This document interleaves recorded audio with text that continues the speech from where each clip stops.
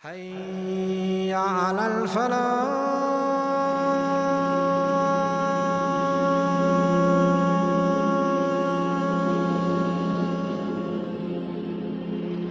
Now, with the beast, which in Arabic is Ad-Dabbah, okay? Now, Ad-Dabbah basically refers to any living, moving creature, like from animals. So Ad-Dabbah here would be anything that walks or slithers or moves, right? And there are a number of things about the Dabbah. Like I said, it's one of the ones that were not completely or in full detail, but there are also some weak narrations we want to get out of the way. Some people said the beast is a symbol of the ark of Nuh alayhi salam. Okay, we'll get that one out of the way. Weak narrations. These are descriptions based on weak narrations. And mind you, these are different narrations. It's not saying this is the description of one animal.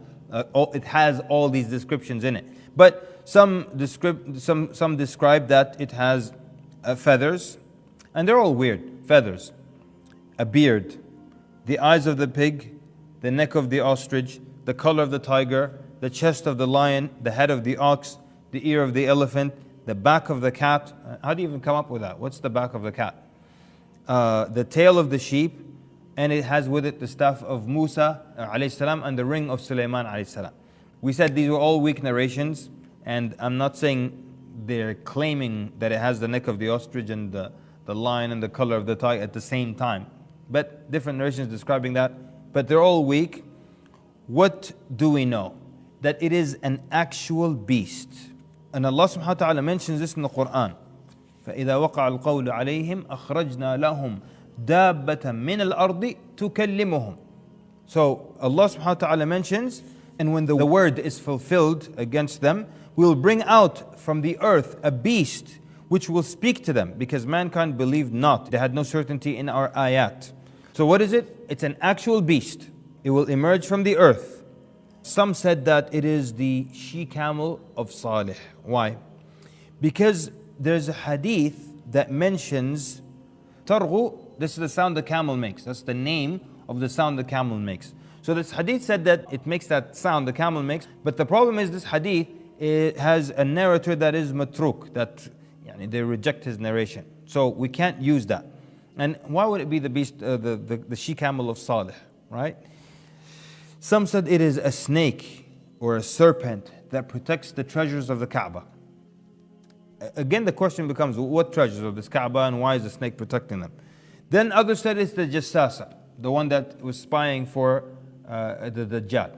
What does that mean? So after the Dajjal was killed, the Jassasa was out of a job, needed somewhere, put an application, found that there's a space available to work as the beast.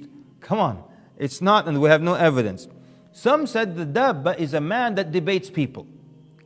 First of all, never ever in the history of the Arabic language can you refer to a human being as a Dabbah, ever. So that's the first thing. The second thing, when you take a major sign before the Day of Judgment and you say it's just a man who argues with others, debates with others, then you took a major sign before the Day of Judgment and you made it a regular brother found in every masjid in every community. A guy who walks around debating. And I know every community has that guy. So what's the use here? The 12 verse, the Ithna Ashriya, the 12 verse is an extreme sect of the Shia. They said the Dabbah is Ali. Poor Ali. They said he's the Dabbah. They said he's Allah, astaghfirullah. They said he's the Mahdi. Anyways, others said, and these are the fancy ones, Allah. The fancy Muslims who think they can make everything look, put everything in the perspective of our current world, and Ukaman science. They're the most unscientific on the planet, and they always try to make things look scientific. So they said, no, the Dabbah is a germ. Okay, the germ. طيب Allah Azza wa Jal said, أخرجنا لهم دابة من الأرض تكلمهم, speaks to them. What germ speaks to you? They said, no, it's just a germ that it labels people's faces. Besides the rules of basic logic that they're breaking, we mentioned that they're breaking the rule that if you say this is the sign, it has to match all the descriptions. Forget the germ. It's not even worth refuting. But let's look at some other things here. So, when will it emerge? The Prophet ﷺ described that it will emerge the time of duha, so the forenoon.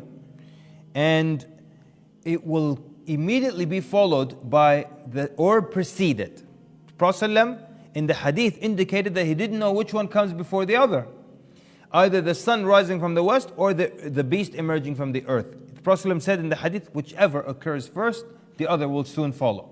So it either comes, the Dabbah either comes immediately after the sun rises from the west or right before the sun rises from the west. Where will it emerge?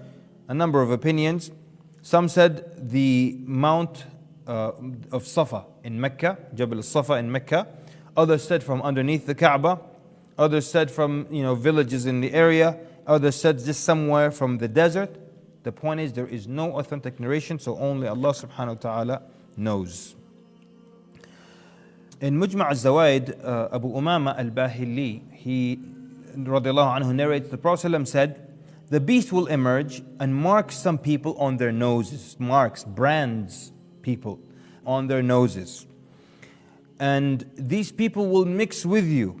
A man will buy a camel. So this would be a known event that the beast came and it marked believers and it marked people as disbelievers. To show you how well it's known, a man will come to buy a camel and will be asked, who did you buy it from? And he will reply, I bought it from one of the marked ones. So it will mark certain people then as disbelievers, and it will be so known, this event, that they will refer to them as the marked ones. So the guy will say, yeah, I got it from one of the marked people. Something that was known that will happen and affect a lot of people. Okay, now we've got the sun rising from the west.